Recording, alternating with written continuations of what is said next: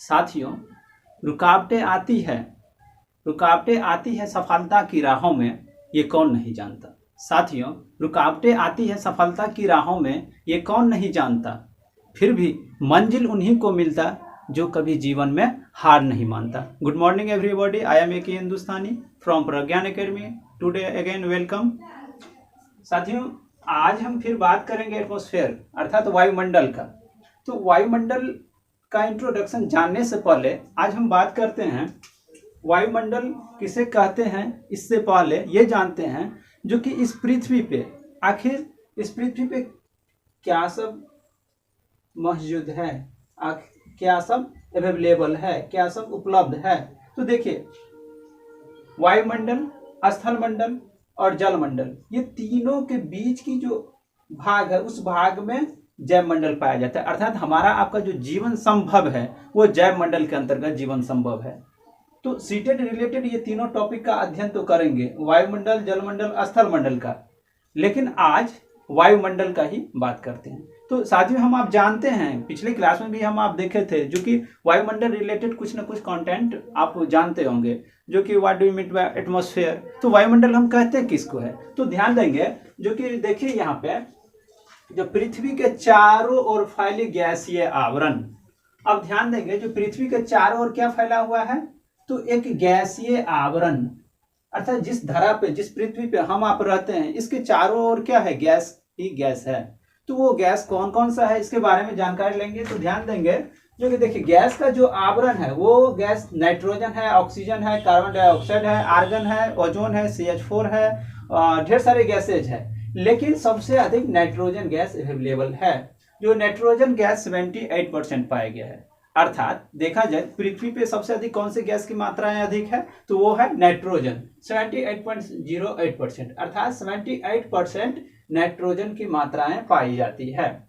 अब फिर हम बात करते हैं ऑक्सीजन की। तो ऑक्सीजन आप देखते होंगे 20.947%, carbon dioxide 0.03%, organ gas 0.93%, ozone 0.0001%, hydrogen 0.00005% और मीथेन 0.0002%। अदर्स गैस अगर देखा जाए तो 0.01%। अर्थात इससे ये पता चल रहा है क्या, जो पृथ्वी के अपर भाग में हम सभी को कहीं ना कहीं चारों तरफ से क्या घेरा हुआ है, तो वायु का एक गैसीय आवरण। तो हम आप अब जान गए जो वायुमंडल कहेंगे किसको। तो वायुमंडल पृथ्वी के अपर भाग में, पृथ्वी के चारों ओर फैली हुई क्या है, गैस का एक आवरण है, जिसको हम आप क्या कहते हैं, तो वायुमंडल कहते हैं। देखिए, अब ध्यान देंगे, जो वायुमंडल इस पृथ्वी पे जो फैली हुई है उसका लेयर अलग अलग है। अर्थात उसका लेयर अगर देखा जाए तो मुख्य रूप से 4-5 लेयर में देखा गया है। अब देखिए, पहला लेयर अगर देखा जाए तो उस लेयर का नाम रख दिया गया है क्षोभमंडल। दूसरा लेयर देखिए, दूसरा लेयर का नाम रख दिया गया समताप मंडल। तीसरा लेयर मध्यमंडल। फिर आगे पढ़ेंगे तो आयनोस्फीयर अर्थात आयन मंडल। फिर वायुमंडल। अर्थात वायुमंडल को अब अधिक से अधिक ज्ञानार्जन के रूप में देखेंगे तो इसमें देख रहे हैं क्या, जो कि वायुमंडल को 4-5 भाग में डिवाइड कर दिया गया, एक लेयर के रूप में, काल्पनिक रूप से डिवाइड किया गया है। वो काल्पनिक रूप से हम आप देखते हैं कितना, ट्रोपोस्फीयर, स्ट्रेटोस्फीयर, मेसोस्फीयर या आयनोस्फीयर या थर्मोस्फीयर, एक्सोस्फीयर। अर्थात क्षोभमंडल, संताप मंडल, मध्यमंडल, आयन मंडल और वायुमंडल। देखिए, सबसे पहले हम बात करेंगे जो कि क्षोभमंडल, ट्रोपोस्फीयर की।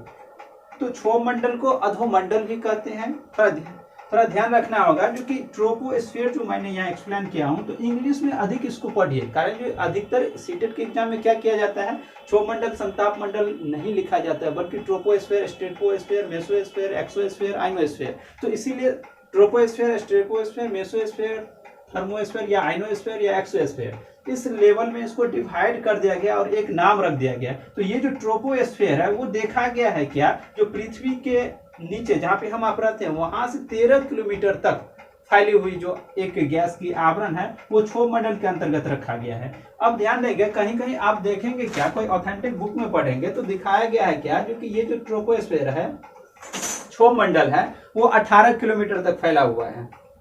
अर्थात अभी आप जस्ट देखें क्या, जो 13 किलोमीटर तक फैला हुआ है, यहीं फिर आप देख रहे हैं क्या जो 18 किलोमीटर तक फैला हुआ है। तो ये डिफरेंट इसलिए देखा गया है क्योंकि जब हम बात करेंगे, जब आप फिर अगला चैप्टर में जब पढ़ेंगे ग्लोब, तो उसमें आप देखेंगे जब पोल से अगर हम बात करते हैं, ध्रुव से बात करते हैं, तो वहां पे 8 किलोमीटर या 13 किलोमीटर तक आप देखेंगे। लेकिन इसी को हम फिर इक्वेटर लाइन पे जाते हैं, अर्थात विषुवत रेखा से देखते हैं, तो वहां पे 18 किलोमीटर तक डिस्टेंस देखा गया है। ये काल्पनिक रूप से मान लिया गया है, एग्जैक्ट ये इतना इसका डिस्टेंस नहीं है। तो क्षोभ मंडल के अंतर्गत हम आप देखें क्या जो इसका डिस्टेंस अगर देखा जाए तो 13 किलोमीटर या 18 किलोमीटर तक फैला हुआ है। अब हम बात करते हैं क्षोभ मंडल में जो घटना घटित होती है उस घटना के बारे में जानकारी लेते हैं। तो देखिए क्षोभ मंडल के अंतर्गत क्या होता है, तो इसी के अंतर्गत तूफान आती है। इसी के अंतर्गत आप अभी जस्ट एक एग्जांपल समझ लेते हैं। जस्ट आप देखे होंगे एक हाल फिलहाल तूफान आया था 2 दिन पहले, तो वो जो घटना घटित हुई थी वो ट्रोपोस्फीयर के अंतर्गत, क्षोभ मंडल के अंतर्गत। तो ये जो तूफान आता है वो क्षोभ मंडल के अंतर्गत। आप देखते होंगे जो कि बिजली कड़कती है क्षोभ मंडल के अंतर्गत। आप देखते होंगे जो क्लाउड अर्थात बादल लगता है, वर्षा होती है, तो ये क्षोभ मंडल के अंतर्गत। इसी कारण से देखिए मौसम जो परिवर्तन हो रहा है वो भी क्षोभ मंडल के अंतर्गत ही, अर्थात मौसम परिवर्तन होने के कारण ही कभी कभार ट्रोपोस्फीयर को मौसम परिवर्तन की छत भी कहा जाता है। तो ये ध्यान रखना है। देखिए अब हम बात करते हैं जो क्षोभ मंडल में हम आप देखते हैं क्या है, जो 65 मीटर अपर जाने पे डिक्रीज होता है 1 डिग्री सेल्सियस टेम्परेचर का। तो आपने देखा क्या क्षोभ मंडल के अंतर्गत तूफान आ रहा है, ड्यू अर्थात ओस गिर रहा है क्षोभ मंडल के अंतर्गत, बिजली कड़कती है क्षोभ मंडल के अंतर्गत, फिर वर्षा होती है क्षोभ मंडल के अंतर्गत। इसी कारण से इसको मौसम परिवर्तन भी हो रहा है, इसी कारण से इसका मौसम परिवर्तन की छत कहते हैं इसको। देखिए अब हम फिर बात कर रहे हैं जो क्षोभ मंडल के अंतर्गत आपने ये देख लिया, फिर अब आगे बात करते हैं क्षोभ मंडल के बाद फिर आप अगला लेयर जो है, अगला जो एक लेयर बना हुआ है काल्पनिक रूप से आप जो देख रहे हैं वो समताप मंडल है, स्ट्रेटोस्फीयर। अब देखिए 0 से 18 किलोमीटर या 13 किलोमीटर तक जो फैली हुई है वो क्षोभ मंडल है, इसके अपर जो भाग है वो समताप मंडल है। तो ये जो अपर भाग है, इस अपर भाग में डिस्टेंस 50 किलोमीटर तक फैला हुआ है, अर्थात क्या 18 किलोमीटर या 13 किलोमीटर से लेकर 50 किलोमीटर का जो डिस्टेंस है, इसके बीच की जो भाग है उसको हम आप समताप मंडल कहते हैं। तो ये जो बीच का भाग है, इस बीच के भाग में भी जो घटना घटित होती है, अब इसके बारे में थोड़ा बात करते हैं। तो ध्यान देंगे जो इसके बीच में ढेर सारी घटना घटित होती है, जैसे कि हम आप जानते हैं ओजोन परत की कहानी जानते होंगे हम आप। तो ये ओजोन परत की जो घटना घटित होती है ये इसी में यानी कि समताप मंडल में, स्ट्रेटोस्फीयर में। तो अब देखिए ध्यान देना है जो कि इसके अंतर्गत क्या सब घटना घटित होती है।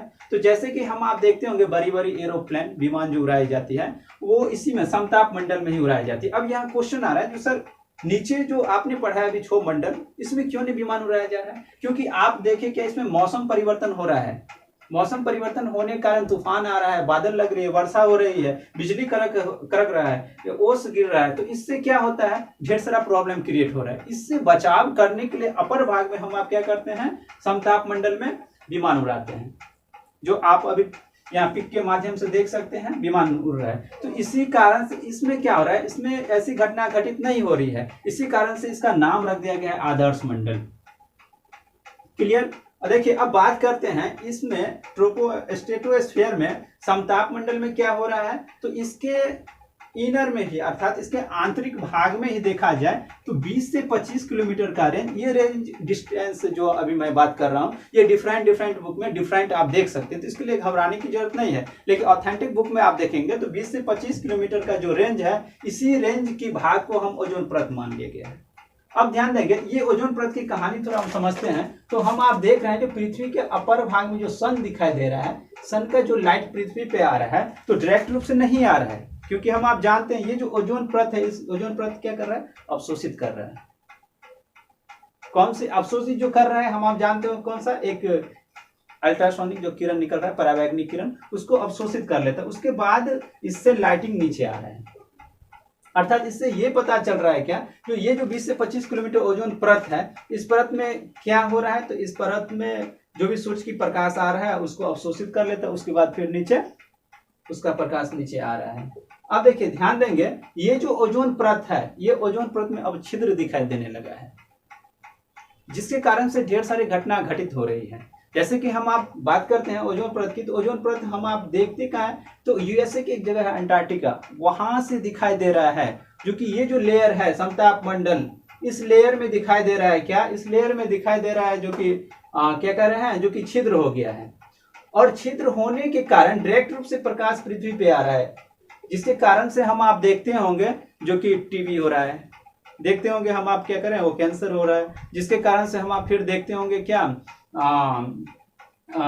बॉडी पे जो त्वचा रोग हो जाते हैं, ये सब इसका कॉज है, आप देखते होंगे। तो देखिए इसका कारण ये भी है जो CO2 की मात्रा अधिक है, CFC का क्लोरोफ्लोरोकार्बन की मात्रा अधिक है। हम आप घर में क्या करते हैं, फ्रिज यूज करते हैं, हम आप घर में सेंट यूज करते हैं, तो इस सब इसका इफेक्ट डाल रहा है, जिसकी वजह से ये छिद्र जो है अधिक और बढ़ रही है। तो आपने देखा क्या, ओजोन परत 20 से 25 किलोमीटर जो फैली हुई थी, इस परत में क्या हो गया है, छिद्र हो गया है, छिद्र दिखाई दे रहा है अंटार्कटिका USA के भाग में। अब देखिए इस छिद्र को मापने के लिए एक यंत्र का प्रयोग किया जाता है जिसको डबसन कहा जाता है। ध्यान रखना है ये पॉइंट, जिसको हम डबसन कहते हैं। देखिए अब फिर आगे बात करते हैं, इतना तो समझ गया। अब देखिए आगे बात करते हैं, तो समताप मंडल के बाद फिर कौन सा है, एक मध्यमंडल अर्थात मेसोस्फीयर। देखिए हम आप अधिकांशतः सुनते होंगे, हाल फिलहाल सुने थे क्या, जो एक उल्का पिंड नीचे गिरा जा रहा है। अर्थात जब सोलर सिस्टम चैप्टर आप पढ़ेंगे या सोलर सिस्टम चैप्टर में आप देखेंगे जो छोटी छोटी जो पिंड गिर रहा है उल्का के रूप में, वो मेसोस्फीयर आते आते खत्म हो जाता है। अर्थात आप देखते होंगे पत्थर का टुकड़ा जो गिर रहा है वो इसमें आते आते क्या हो रहा है, जो वो बिल्कुल खत्म हो जाता है। तो ये जो घटना घटित होती है वो हम आप देखते हैं किसमें, मेसोस्फीयर में। चलिए अब आगे बात करते हैं। तो अब एक है आइनोस्फीयर या थर्मोस्फीयर। मध्यमंडल के अपर जो भाग है उस भाग को हम आइनोस्फीयर कहते हैं या थर्मोस्फीयर भी कहते हैं। ये जो आयन मंडल है, इस आयन मंडल से क्वेश्चन अधिकांशतः पूछा जाता है। इस आयन मंडल में हम आप फिर बात करते हैं, जैसे कि आपने देखा मध्यमंडल, तो मध्यमंडल में आप डिस्टेंस भी थोड़ा बात कर ले। डिस्टेंस में आप देखेंगे तो यहाँ 50 से 80 किलोमीटर तक रेंज है इसका, अर्थात 50 किलोमीटर से लेकर 80 किलोमीटर तक इसका जो फैली एक रेंज है, उस रेंज को हम मेसोस्फीयर मानते हैं। अब देखिए आगे बात करते हैं आइनोस्फीयर का। तो आइनोस्फीयर के अंतर्गत हम आप फिर क्या देख रहे हैं, इसके अंतर्गत देख रहे हैं क्या, जो भी ये जो पृथ्वी है, इस पृथ्वी पर हम आप क्या कर रहे हैं, रेडियो देख रहे हैं, टेलीविजन देख रहे हैं, मोबाइल यूज करते हैं। तो ये जो काम कर रहा है, एक वेव निकल रहा है, एक तरंग, आयनिक तरंग जो निकल रहा है, जिसको हम रेडियो वेव लेयर में देखते हैं, एफ लेयर में, ये सब जो देखते हैं। तो ये जो वेव यहाँ से निकल रहा है वो इस भाग में आने के बाद पुनः पृथ्वी पे रिटर्न हो रहा है। इसी के माध्यम से हम आप रेडियो टेलीविजन ये सब चला रहे हैं। जैसे एग्जांपल में समझिए, इसके माध्यम से हम आप क्या करते हैं, टेलीविजन, रेडियो, ये सब जो भी यूज कर रहे हैं पृथ्वी पर, तो यहाँ पे हम आप देख रहे हैं जो एक यंत्र लगा हुआ है। अब थोड़ा बात करते हैं हम संचार सैटेलाइट का बात करते हैं। तो यहाँ ध्यान देना है जो कि हम आप जो पृथ्वी पे अभी अधिकांशतः हम आप पृथ्वी पे कोई भी इलेक्ट्रिक वस्तु का यूज करते हैं, कंप्यूटर चलाते हैं, रेडियो, टेलीविजन, तो सैटेलाइट लगा हुआ है, संचार लगा हुआ, उसके माध्यम से हम आप क्या कर रहे हैं, घर बैठे हुए हर चीज उपयोग कर रहे हैं।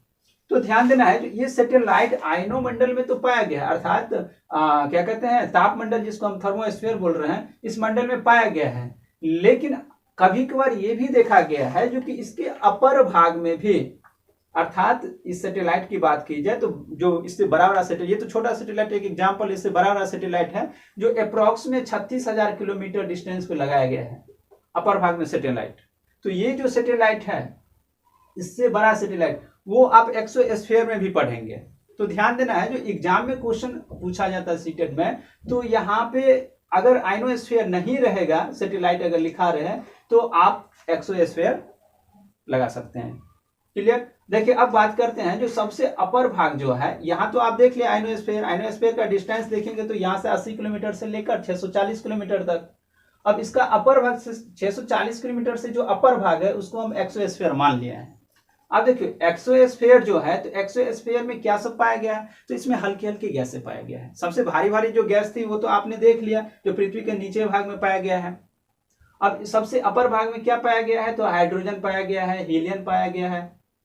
अब देखिए हाइड्रोजन हीलियम हम आप जानते हैं ये हल्का गैस है, जिसके कारण से अपर भाग में देख रहे हैं जो ये पाया गया है। तो ये जो अभी अपर भाग का जो अध्ययन कर रहे हैं उसको हम क्या कर रहे हैं, एरोलॉजी कहते हैं, एरोलॉजी कहते हैं। और नीचे भाग का जो अध्ययन कर रहे हैं उसको हम ऋतु विज्ञान या मेट्रोलॉजी कहते हैं। अब एक बार फिर हम बात कर ले एटमॉस्फेयर रिलेटेड। तो यहाँ पे ध्यान देना है, जो सीटेट में अधिकांशतः क्वेश्चन या तो आइनोस्फीयर से या यहाँ से पूछा जाता है। और कभी कभार ध्यान देना है, जो सीटेट में देखेंगे आप क्वेश्चन सेट मारेंगे तो वहां पे आप देखेंगे क्या क्वेश्चन सेट बनाते समय जो कि क्वेश्चन पूछ लिया जाता है, जो troposphere, stratosphere, mesosphere, thermosphere, exosphere को एक श्रेणी क्रम में सजाएं। तो श्रेणी क्रम में सजाने के लिए आप घर पे क्या करेंगे, ऐसे पिक ड्रॉ करेंगे, इसको प्रैक्टिस करेंगे बार बार। और इंग्लिश में याद रखने की जरूरत है, हिंदी में क्योंकि क्षोभ मंडल है, यहाँ पे अधोमंडल भी दे सकता है, संवहन मंडल भी दे सकता है, तो ये सब इसका आदर्श नाम है। लेकिन ट्रोपोस्फीयर तो इंग्लिश में आप याद कर लेंगे एक ही नाम, तो इसीलिए यहाँ पे आप ट्रोपोस्फीयर, स्ट्रेटोस्फीयर, मेसोस्फीयर, थर्मोस्फीयर या आयनोस्फीयर या एक्सोस्फीयर याद करके रखेंगे। अब देखिए, अब ध्यान देना है, जो वायुमंडल रिलेटेड आपने देख लिया जो कि इतनी घटना घटित होती है, तो वायुमंडल में अगर इतनी घटना घटित हो रही है तो कौन कौन सा पॉइंट इंपोर्टेंट है उसको मैं हाईलाइटिंग कर रहा हूं। देखिए, ये जो आप विमान वाला देखिए, ये विमान वाला घटना ये समताप मंडल में हो रहा है, ये ध्यान रखना है।